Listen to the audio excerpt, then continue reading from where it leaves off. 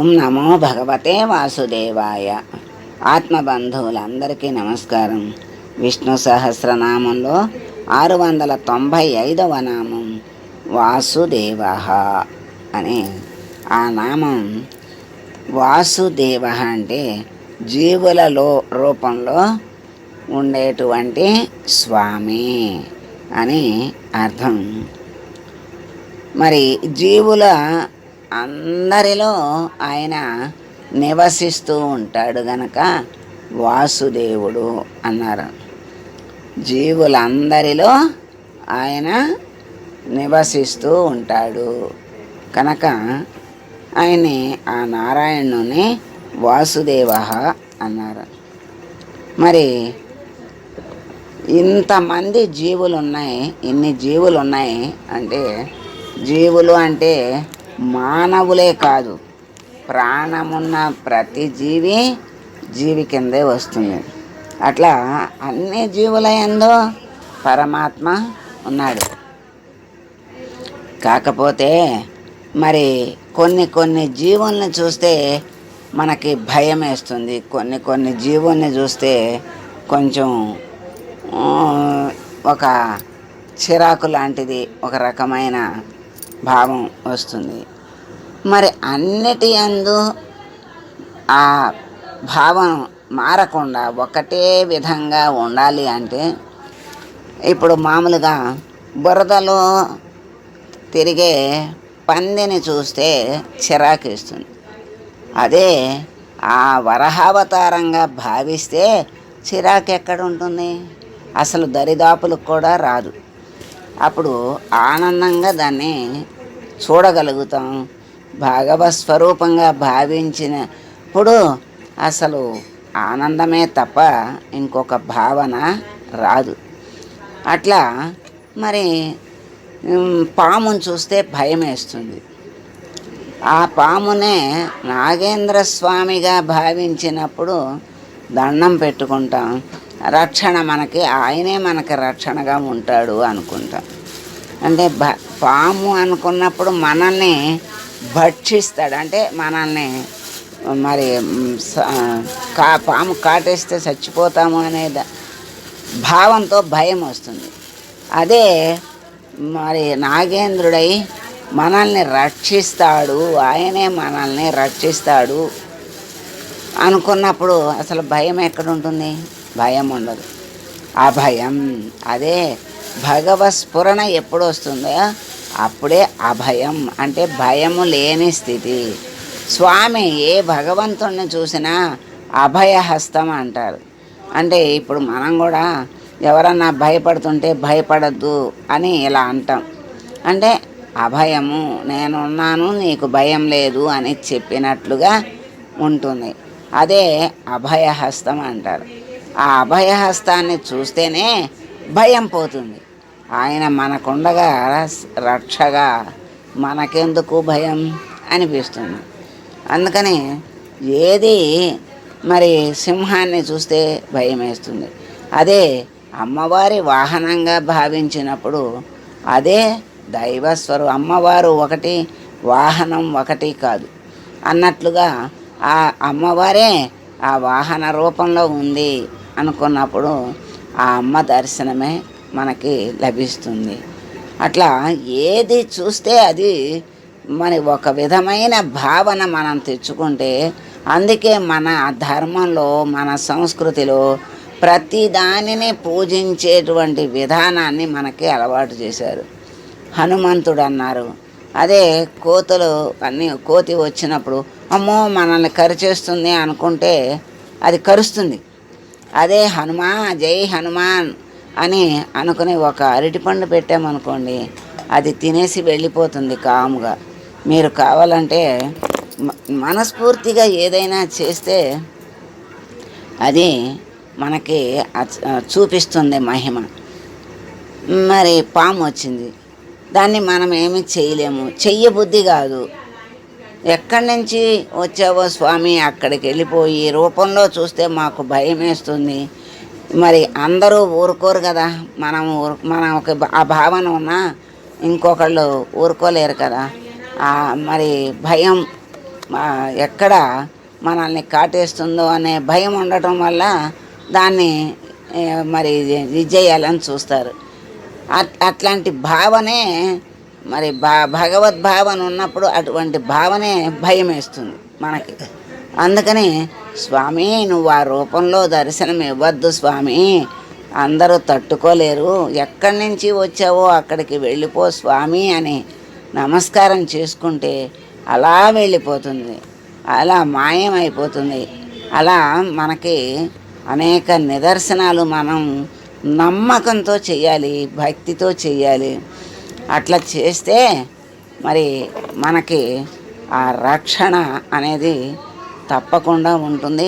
అభయస్థితి ఎప్పుడైతే భగవద్భావన వచ్చిందో అప్పుడు అభయం అనేది ఆయన ఇవ్వక్కర్లా. అది అది స్మరణలోనే అభయం ఉంది, భయం పోతుంది, భక్తే మిగులుతుంది అక్కడ. విశ్వాసం, భక్తి, నమ్మకం, దానివల్ల మనస్సు ప్రశాంతంగా హాయిగా ఆనందంగా ఉంటుంది.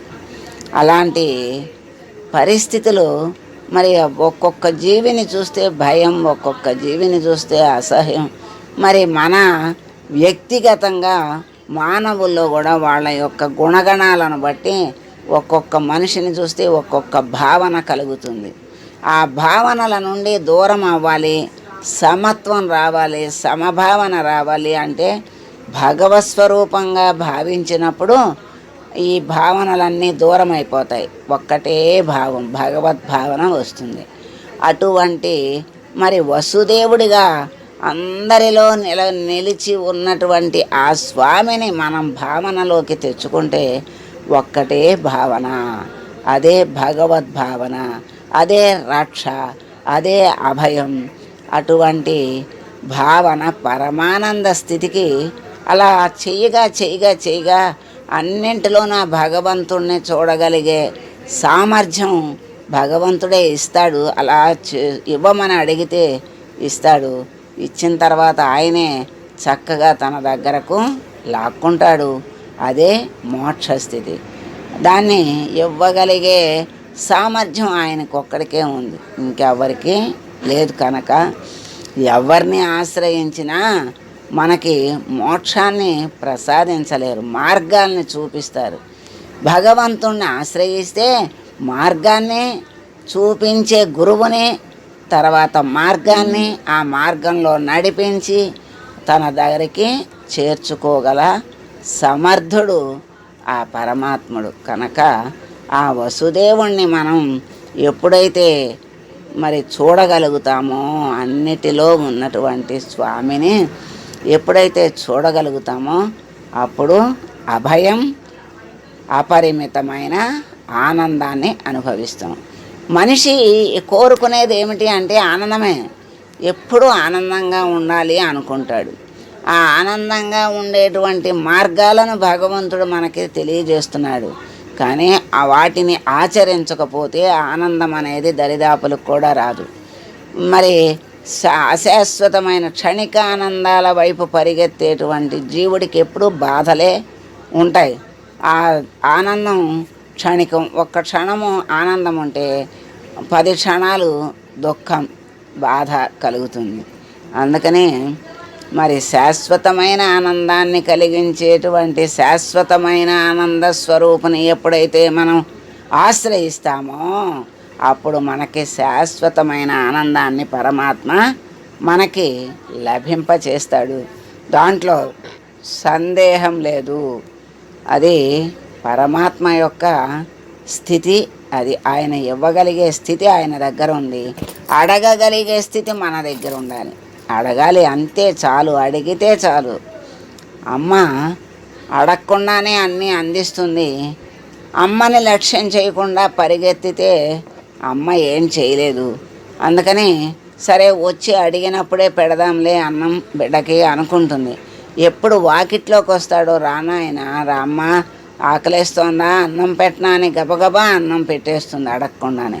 అట్లాంటి భగవంతుడు మనల్ని అందరము ఆయన బిడ్డలమే కనుక ఎప్పుడు బిడ్డ నా వైపు తిరిగి నన్ను ఆశ్రయిస్తాడా, నా వైపు ఎప్పుడు తిరుగుతాడా అని చూస్తూ ఉంటాడట. చూడగానే ఆయన మన వైపు ఇంకా చూస్తూనే ఉంటాడు. ఆయన మా బిడ్డ ఎప్పుడైతే చూశాడో అప్పుడు ఆ బిడ్డకి అమ్మ ఎదురు చూస్తోంది అని అర్థమవుతుంది. గబగబా వెళ్ళి చిన్న వయసులో అయితే వాటేసుకుంటాడు. ఆ వాటేసుకున్న బిడ్డని ముద్దులు పెట్టుకొని తీసుకెళ్ళి అన్నం పెడుతుంది. వాళ్ళ అవసరాలని అడగకుండానే తీరుస్తుంది. అలాగే భగవంతుడికి కూడా ఈ విశ్వమంతా సృష్టి అంతా తన బిడ్డలే గనక ఆయన్ని వదిలేసి తిరిగినంతసేపు చూస్తూ ఉంటాడు. ఆయన వైపు తిరిగినప్పుడు మా బిడ్డని చూసి దారికి చేర్చుకుంటాడు. దాంట్లో మరి సందేహం లేదు కనుక ఆయన్ని వసుదేవుడు అన్నారు. అటువంటి వసుదేవుని మరి వసుదేవుడికి కుమారుడు శ్రీకృష్ణుడు. అందుకని ఆయన్ని వాసుదేవుడు అన్నారని శంకరుల వారి భాష్యం చెప్పారు. పరాశర భట్టరు కూడా ఈ అర్థాన్నే వ్యక్తీకరించారు. వసువులు అష్టవసువులు ఉన్నారు. వాళ్ళు మరి భీష్మునితో పాటు ముందు ఒక్కొక్కళ్ళు ఒక శాపాలు వరాలు ఉంటాయి పుట్టి వాళ్ళందరినీ మరి గంగలో వదిలేయమని చెప్తారు. వదిలేస్తుంది. ఆ తర్వాత భీష్ముడిని ఉంచుకుంటుంది. ఆ తర్వాత భీష్ముడు కూడా భగవంతునిలో ఐక్యమవుతాడు. అందుకని శ్రీకృష్ణుడు వసుదేవుడికి వసువుల్లో విశిష్టుడైన భీష్ముడికి దేముడు వాసుదేవుడు అయ్యాడు అని మనకి చెప్తూ, జ్ఞానము మొదలైన వాటి చేత బ్రహ్మ వసుదేవుడని పేరు పొందాడు. ఆయనకి ఆధారభూతుడైన స్వామిని వాసుదేవుడని అన్నారు సత్యసంధుల వారు. బ్రహ్మ వేదాలన్నీ ఆయన చేతిలో ఉన్నవి. ఆయన పెద్ద వేద బ్రహ్మ అని అనుకుంటాం కదా. దానికి ఆధారం, ఆయనకే ఆధారమైనటువంటి స్వామిని వాసుదేవుడు అన్నారని సత్యసంధుల వారు చెప్పారు. మహర్షులు ఓం వాసుదేవాయ నమః అనే స్వామిని స్తుతిస్తూ ఉన్నారు. అటువంటి వాసుదేవుడైన స్వామిని మనం ప్రార్థిస్తూ, స్వామి అందరిలో ఉన్న నిన్ను ఉన్నవాడిని ఉన్నట్లుగా అనుక్షణము అణువణువు నిన్నే చూసి నిన్నే స్తుతిస్తూ నీ అభయాన్ని మేము పొందుతూ నిన్నే చేరాలని కోరుకుంటూ నిన్ను ప్రార్థిస్తున్న మమ్మల్ని నీ దరికి చేర్చుకో స్వామి అని వేడుకుంటూ మంగళం పాడదాం. మంగళం కౌసలేంద్రాయ మహనీయ గుణాత్మనే సర్వలోక శరణ్యాయ సాధురూపాయ మంగళం.